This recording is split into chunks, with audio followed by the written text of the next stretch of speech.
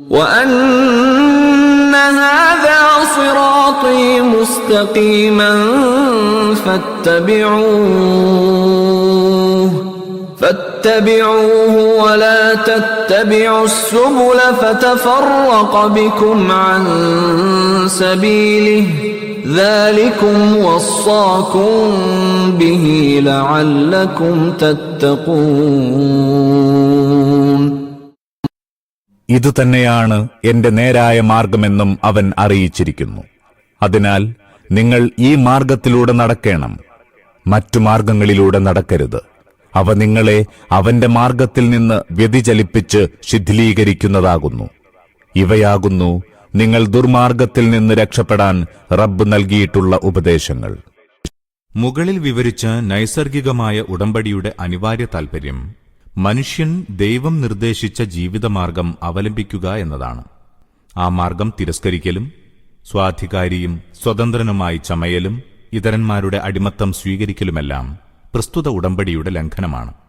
ഗുരുതരവും വിപുലവും അതീവ സങ്കീർണവുമായ ഉടമ്പടിയുടെ ചുമതലകൾ പാലിക്കപ്പെടാൻ ദൈവിക സന്മാർഗം സ്വീകരിച്ച് അവൻ നിർദ്ദേശിച്ച വിധം ജീവിതം നയിച്ചേ മതിയാവൂ. അത് തിരസ്കരിക്കുന്നതുകൊണ്ട് വമ്പിച്ച രണ്ട് നഷ്ടമാണുള്ളത്.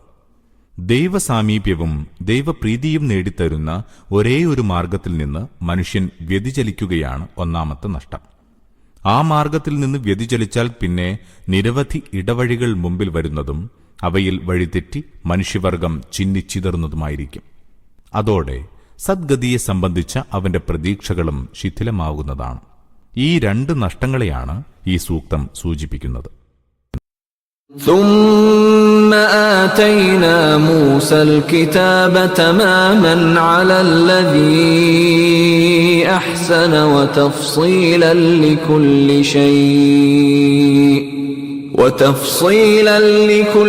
شَيْءٍ وَهُدًى وَرَحْمَةً لَعَلَّهُم بِلِقَاءِ رَبِّهِمْ يُؤْمِنُونَ.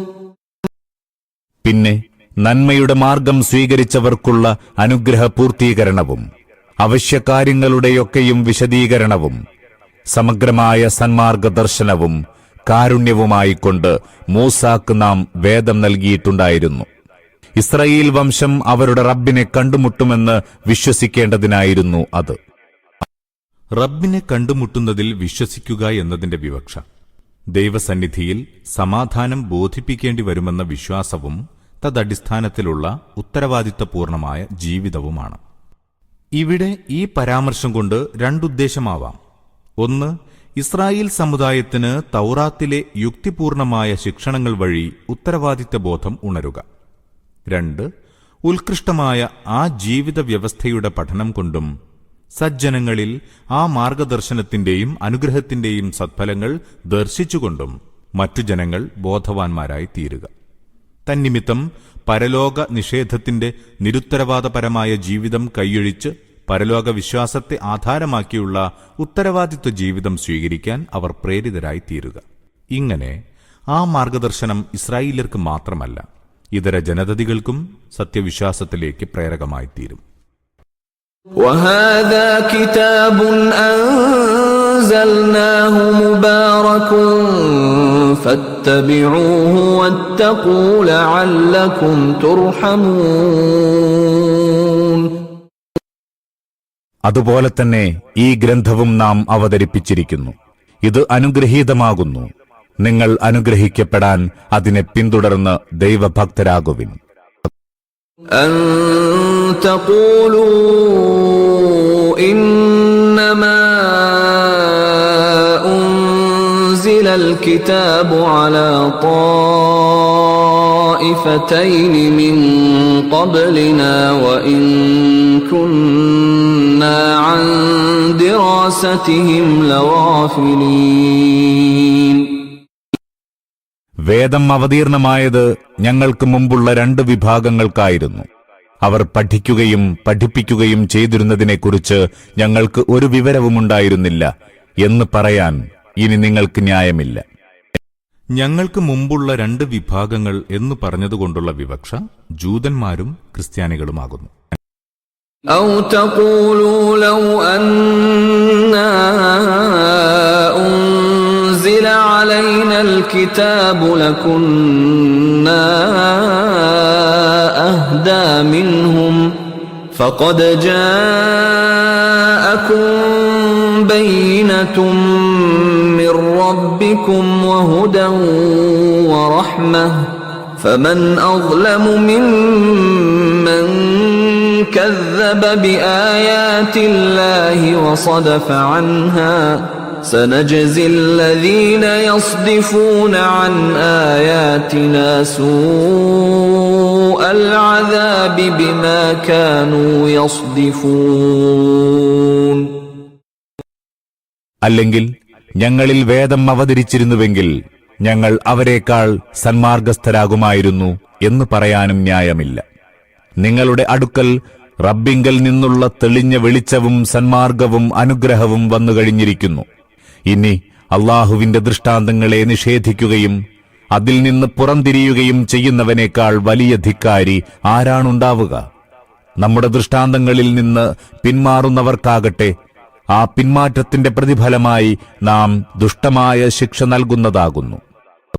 ജനങ്ങളുടെ മുമ്പാകെ സമർപ്പിക്കപ്പെട്ടുകൊണ്ടിരിക്കുന്ന ഖുർആനിക സൂക്തങ്ങൾ നബിയുടെ വ്യക്തിത്വത്തിലും നബിയിൽ വിശ്വസിച്ചവരുടെ പരിപാവന ജീവിതത്തിലും പ്രകടമായിക്കൊണ്ടിരിക്കുന്ന സവിശേഷതകൾ, ഖുർആൻ അതിന്റെ പ്രബോധനത്തിന് തെളിവായി സമർപ്പിച്ചുകൊണ്ടിരുന്ന പ്രാപഞ്ചിക ചിഹ്നങ്ങൾ എന്നിവയെല്ലാം അള്ളാഹുവിന്റെ ദൃഷ്ടാന്തങ്ങളാകുന്നു. هل ينظرون إلا أن تأتيهم الملائكة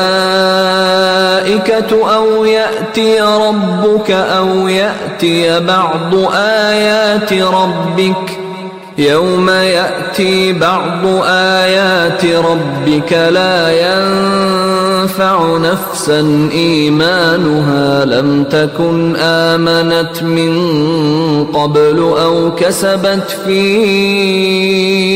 إيمانها خيرا قل انتظروا إنا منتظرون.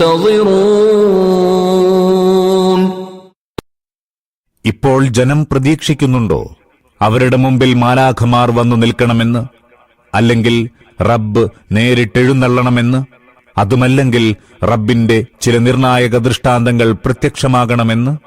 എന്നാൽ നിന്റെ റബ്ബിന്റെ ചില നിർണായക ദൃഷ്ടാന്തങ്ങൾ പ്രത്യക്ഷമാകുന്ന നാളിൽ നേരത്തെ വിശ്വാസിയായിരുന്നിട്ടില്ലാത്തവനോ അല്ലെങ്കിൽ തന്റെ വിശ്വാസത്തിൽ ഒരു പുണ്യവും നേടിയിട്ടില്ലാത്തവനോ ആയ ഒരാൾക്കും അയാളുടെ വിശ്വാസം ഒരു പ്രയോജനവും ചെയ്യുന്നതല്ല.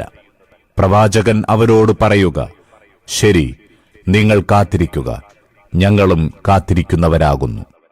താങ്കളുടെ റബ്ബിന്റെ ദൃഷ്ടാന്തങ്ങൾ എന്നു പറഞ്ഞതുകൊണ്ടുള്ള വിവക്ഷ ഖിയാമത്തിന്റെ അടയാളങ്ങളാവാം, ദൈവിക ശിക്ഷയാകാം, അല്ലെങ്കിൽ അനന്തരം ഒരു പരീക്ഷണാവസരം അവശേഷിപ്പിക്കാത്ത വിധം യാഥാർത്ഥ്യം മറനീങ്ങി വെളിപ്പെടുന്ന മറ്റെന്തെങ്കിലും പ്രതിഭാസവുമാവാം. ഇത്തരം ദൃഷ്ടാന്തങ്ങൾ കണ്ടുകഴിഞ്ഞ ശേഷം ഒരവിശ്വാസി തന്റെ നിഷേധത്തിൽ നിന്നും ധിക്കാരി തന്റെ ധിക്കാരത്തിൽ നിന്നും പശ്ചാത്തപിക്കുന്നതുകൊണ്ട് പ്രയോജനമൊന്നുമില്ല. യാഥാർത്ഥ്യം കൺമുമ്പിൽ ഇല്ലാതിരിക്കുകയും ശിക്ഷാവിധി നീണ്ടു പോവുകയും ചെയ്യുന്ന അവസരത്തിലെ വിശ്വാസത്തിനും അനുസരണത്തിനും അർത്ഥമുള്ളൂ. ഇന്നല്ലദീന ഫർറഖൂ ദീനഹും വകാനൂ ശിയഅൻ ലസ്ത മിൻഹും ഫീ ശൈഇ ഇന്നമാ അംറുഹും ഇലല്ലാഹി സുമ്മ യുനബ്ബിഉഹും ബിമാ കാനൂ യഫ്അലൂൻ.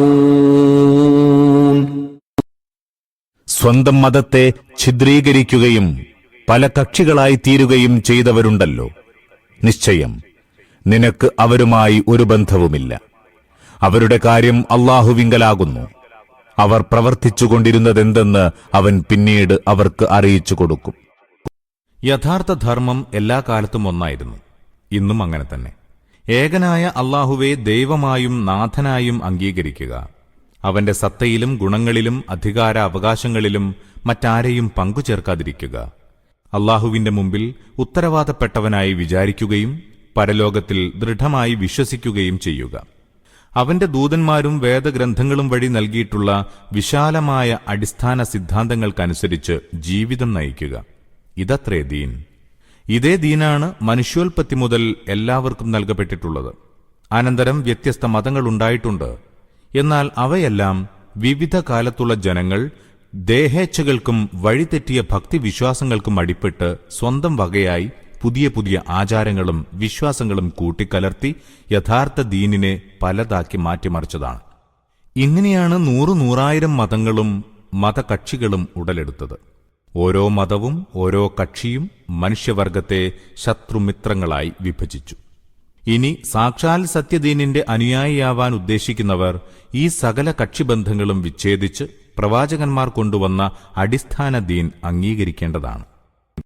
وَأَنَّ هَذَا صِرَاطِي مُسْتَقِيمًا فَاتَّبِعُوهُ وَلَا تَتَّبِعُوا السُّبُلَ